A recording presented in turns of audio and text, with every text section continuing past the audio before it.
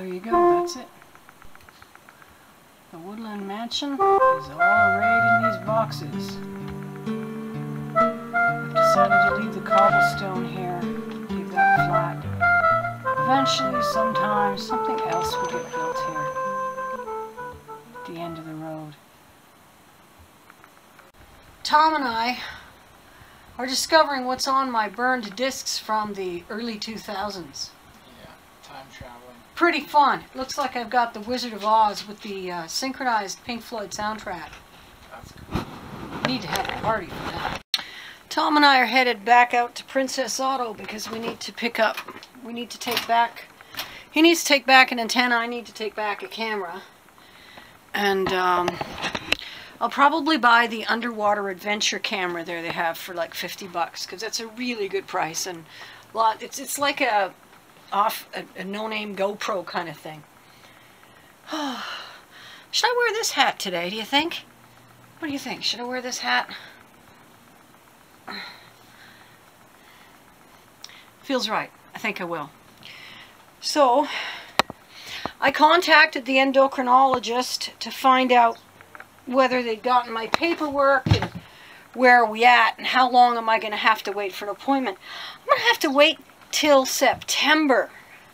We're talking about hormone replacement therapy. I've already gone 1.5 years with no hormones whatsoever in my system.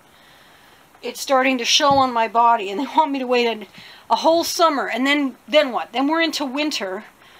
That's the worst time to start. I want to start in the summer when I can take advantage of being able to build up my muscles again.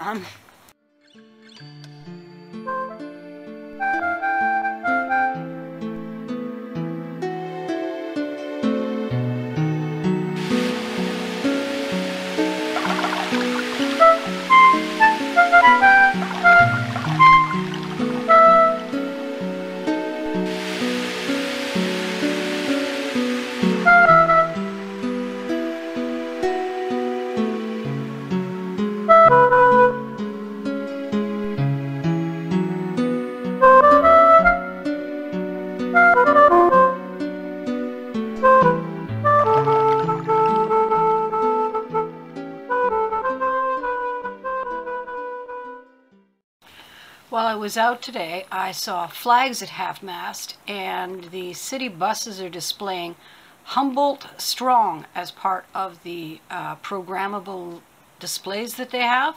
It was flags at half-mast downtown, and I was surprised, actually, that because it's been a few days. I wonder, how do you know how long to leave your flag at half-mast for a thing like that?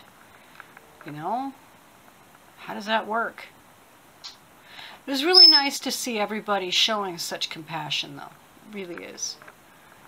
The parrot's noise is ear-piercing. So I'm going to stop this. Alrighty, so the things I got at Princess Auto. I got a new wheel for my chair. I got a wicked cudgel flashlight for the back door. Oh, that could break a wrist. And there's a button on the end. Oh, wow. Huh. Neat. So it's a flashlight and a self-defense. So when you're heading out the back door to investigate a weird noise, you'll have some protection. Yeah, so the inner camera is just a little box. And the magic is in the case. This is a waterproof housing. It's got the external button things so that you can use the camera from inside of it. Complete with a nice lensy bit here. They still got the plastic on it. There's a mount for my bicycle that allows me to turn it every which way. And a clip-on unit that fits on a tripod or on this mount. I could put it on this, and then the camera just clips right in there and allows me to, yeah, I'm not going to do it on the camera, on video. It allows me to attach it. There's also mounts for putting it on bike helmets and things. So not bad for 50 bucks. Apparently with this it's waterproof down to 3,000 what does it say? 30 meters. 3,000 centimeters. Haha. No, 30 meters. No, that'd be 3,000. That'd be 300 centimeters. Anyways, I'm not doing this right. There. The camera's charging, so I'm not putting it in there, but it goes inside this box and attaches to one of these mounts if you want it, including a tripod mount, allowing you then to take it underwater. So I don't need the underwater all that much because I don't get into water very often, but the bicycle mount is extremely attractive. And being able to make that choice is really nice. I really like having my options open. That's a thing for me. So yeah, a cudgel, a camera, and the wheels for my chair. Whee! One of the wheels on my chair, there's 3 wheels per leg, and they're part of a caster assembly. And one of them, well, I can show it to you, I think.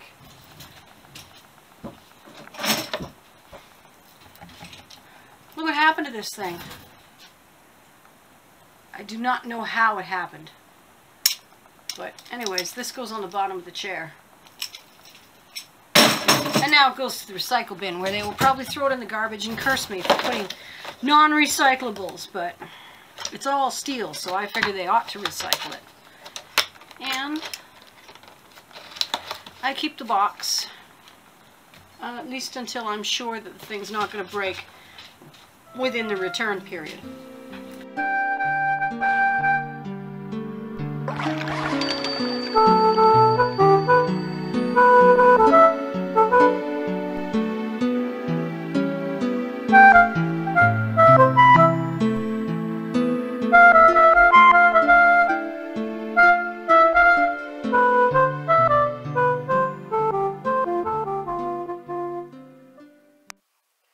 Tuesday morning. It's the middle of April. It snowed again.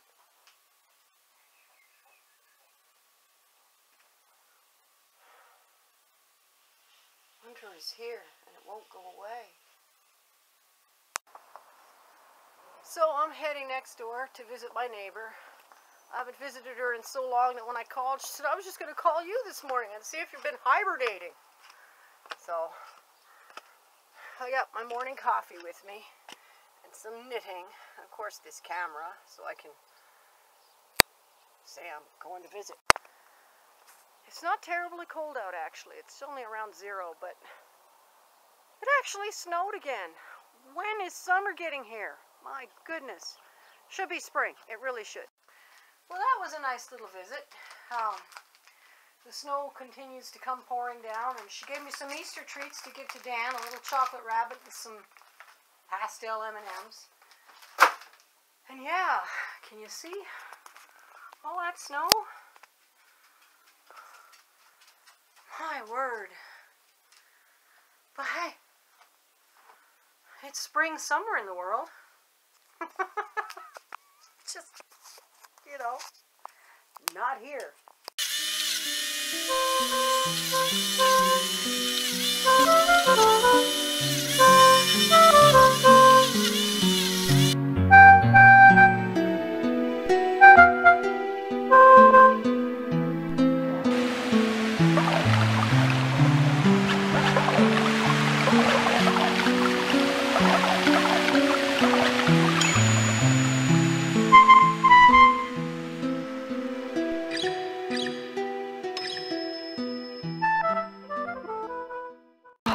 Look at all the setup I did.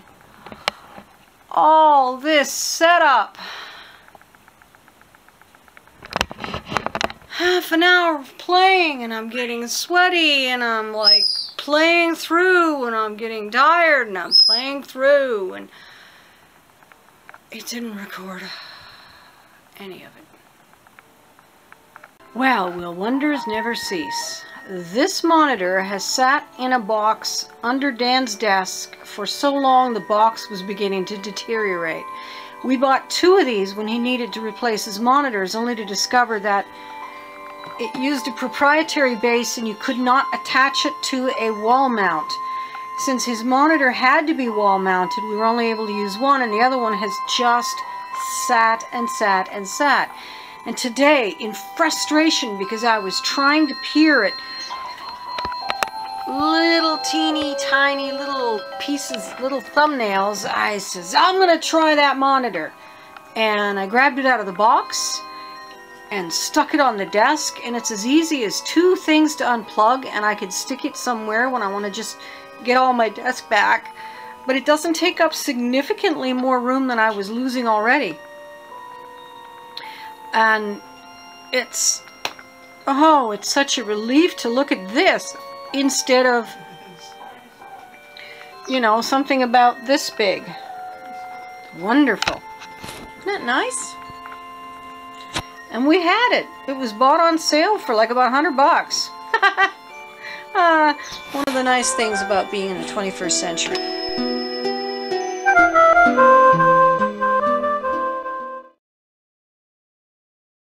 So this is a trick I'm using to get more stuff back without using a Minecraft hopper or trying to trust to a caravan of llamas when I only have one lead. My primary character is riding a donkey. My secondary character is riding a llama. Both donkey and llama have chests. Both characters have their pockets full. And the lead is keeping the llama in line, so I don't really need to operate this one at all. I just need to follow along, while this one just continues forward. I'll have to be careful not to go too fast or the lead will break. Other than that, it's working great.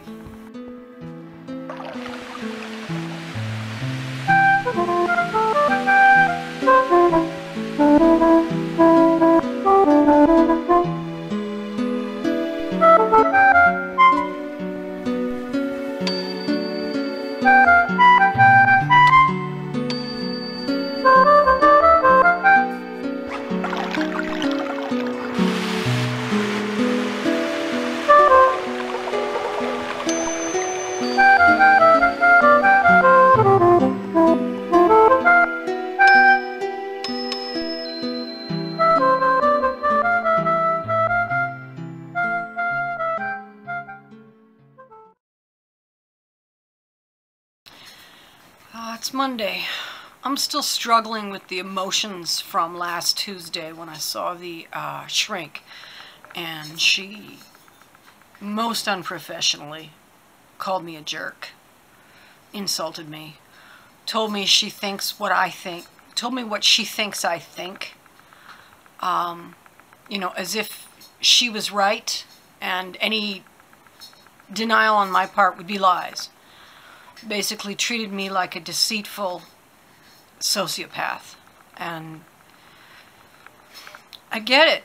I run roughshod over people in conversation, but not because I think I have a right to, but because I'm unaware I'm doing it.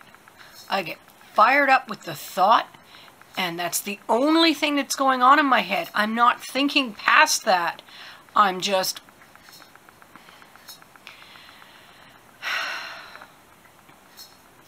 I wish I could find a way to stop talking entirely. I don't know how to do that either. I don't know how to be anyone else.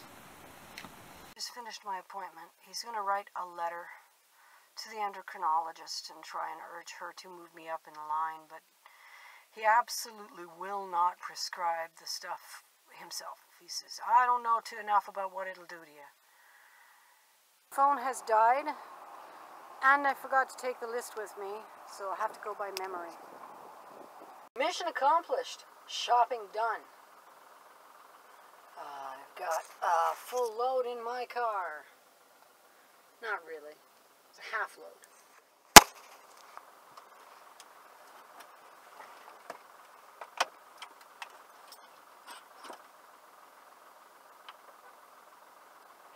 City, New Jersey, but there was no sign of forced entry or any other signs of burglary. The drivers didn't steal the money either, so what the heck happened? Well, maybe you've done it with your morning coffee before. As they were loading up, they put a bag of cash on the roof of the truck and forgot it there, drove away. So somewhere between stops, the money fell off. Presumably, it was the greatest day in the life of some dude walking down the street, and the worst day ever for the drivers of that truck. Right now, a new song from Donovan Woods. This truck full of money. Well, I guess I had the munchies when I went to the store, because I have myself a little buffet. Focaccia bread, roast chicken, sushi, alcohol, coffee with alcohol, chocolate covered coconut, and caramel corn. No, it's not all paleo. I know why I'm fat. I just don't know how to say no. Woke up and I noticed that the gate out front for my driveway was sitting open.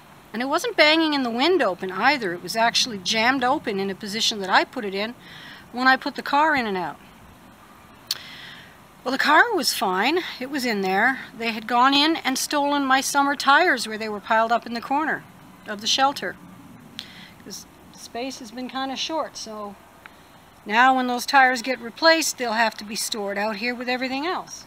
And now, from now on, the car lives back here because now I know that somebody in town is ordering car parts. There's no way that was a random theft. You can't use those tires on anything but a smart car, so it had to be sunshine. It had to be a crime made to order. It just had to be. You can't. So that means they know where the smart car lives. Maybe they'll come back for more parts. You know, free car parts, right?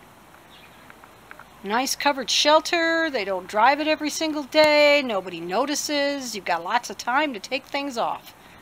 You just have to show up the right time of night. So, additionally, SGI, Saskatchewan Government Insurance, is telling me that I have to get this thing inspected every 5 years because it's a school bus, and they're going to take the license away from me if I don't have it inspected by June 15th. So I called and told them we took all the seats out.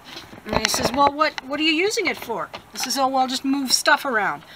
Because if I tell them I'm using it for an RV, I'm going to be required to install black tanks and range hoods and, you know, basically cluttered up with so much stuff that there's no room for me.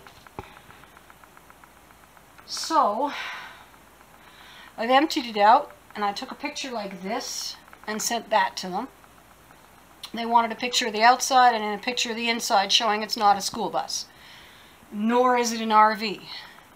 When I go into the insurance with the pictures, I will also be going in to register a claim for a couple $1,000 worth of tires and rims. Because, of course, it was the expensive rims. Not the cheap winter rims. No. The pricey, hard-to-come-by alloy rims that make the car look pretty. So I'm backing the car in, and Dan's got the gate open. And I get the car backed in, and he starts jamming on me about how close my tire track is to the edge of the corner of the garage, and how I'm a lousy driver, and if I can't back a smart car in, how am I ever going to handle driving a bus?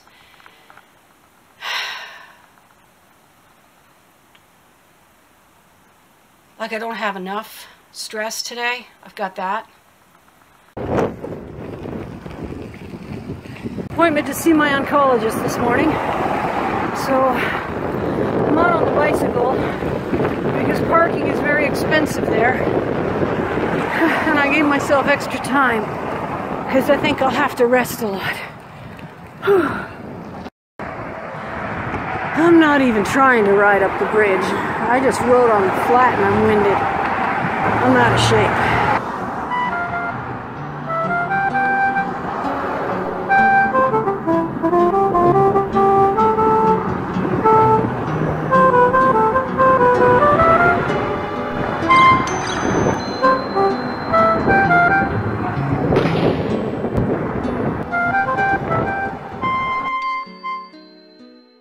Well, I made it, and I made it to a bathroom before I couldn't hold it, so that's good too. I think I'm early, but I haven't checked the time yet. Hope so. I still have to walk to the clinic from here. I'm going to be in the hospital.